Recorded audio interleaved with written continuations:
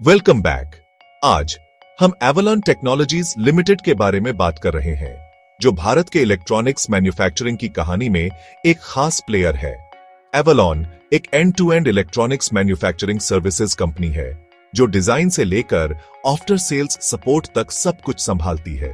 1999 में बनी ये कंपनी कई सेक्टर्स जैसे क्लीन एनर्जी, ट्रांसपोर्टेशन, एरोस्पेस और भी बहुत कुछ को अपनी सर्विसेज देती है, जिससे किसी एक इंडस्ट्री पर उनकी निर्भरता कम होती है।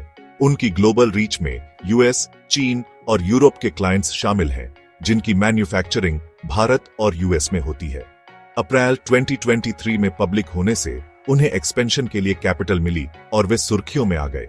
उनका डाइवर्सिफाइड बिजनेस मॉडल और long term client relationship risk को मैनेज करने और ग्रोथ को बढ़ाने में मदद करते हैं। चेन्नई में हेडक्वार्टर होने के कारण एवलॉन भारत के मैन्युफैक्चरिंग पुश से फायदा उठाने के लिए अच्छी पोजीशन में है। चलिए उनके फाइनेंशियल्स पर एक नजर डालते हैं। एवलॉन ने FY24 में लगभग 950 करोड़ का रेवेन्यू रिपोर्ट किया, जिसमें नेट प्रॉफिट 35 करोड़ था, जो स्थिर है लेकिन बहुत ज्यादा नहीं बढ़ा। मार्जिन कम है, जो EMS सेक्टर के लिए आम बात है, इसलिए कॉस्ट कंट्रोल बहुत जरूरी है। डेट लेवल्स मैनेजेबल हैं, जिससे फाइनेंशियल रिस्क कम होता है। हाल के क्वार्टर्स में ग्रोथ कम रही है, जिसका कुछ कारण ऑन ऑर्डर में देरी और मुश्किल ग्लोबल माहौल है। लॉन्ग प्रोजेक्ट साइकिल्स के कारण रेवेन्यू में उतार चढ़ाव हो सकता है, जिससे तिमाही में बदलाव आते हैं। बैलेंस शीट हेल्दी है, लेकिन इन्वेस्टर्स ज्यादा ग्रोथ और बेहतर मार्जिन देखना चाहते हैं। सुधार के बिना स्टॉक पर दबाव बना रह सकता है। आगे आइए देखें कि एवलॉन अपने कंपटीटर्स से कैसे कंपेयर करता है। एवलॉन बड़े नामों जैसे केन्स, सर्मा SGS और डिक्सन टेक्नोलॉजीज के साथ कंपटीशन करता है। हाई वॉल्यूम प्लेयर्स के उलट एवलॉन एरोस्पेस और डिफेंस जैसे सेक्टर्स के लिए high mix, low volume manufacturing में स्पेशलाइज्ड है। इस नीश फोकस का मतलब है गहरे क्लाइंट रिलेशनशिप और ज्यादा वैल्यू वाले कॉन्ट्रैक्ट्स, लेकिन इसमें ऑपरेशनल एक्सीलेंस की भी जरूरत होती है। एक बड़ा रिस्क, रेवेन्यू का एक बड़ा हिस्सा कुछ ही क्लाइंट्स से आता है।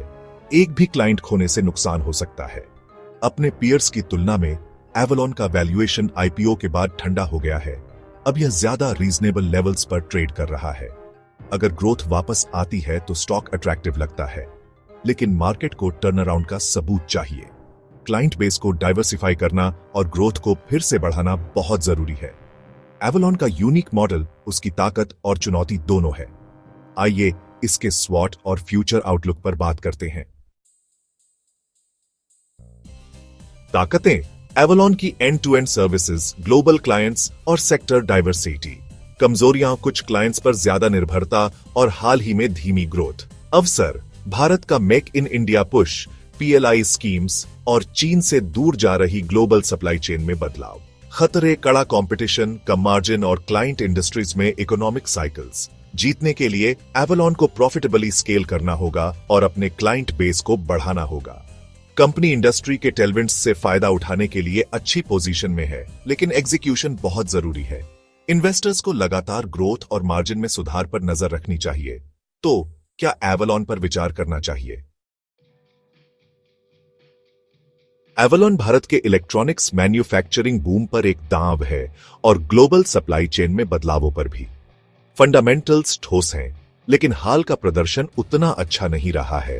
एनालिस्ट्स सावधानी से ऑप्टिमिस्टिक हैं, ज्यादातर होल्ड की सलाह दे रहे हैं या एक्यूमुलेट की। यह कोई तुरंत फायदा देने वाला स्टॉक नहीं है।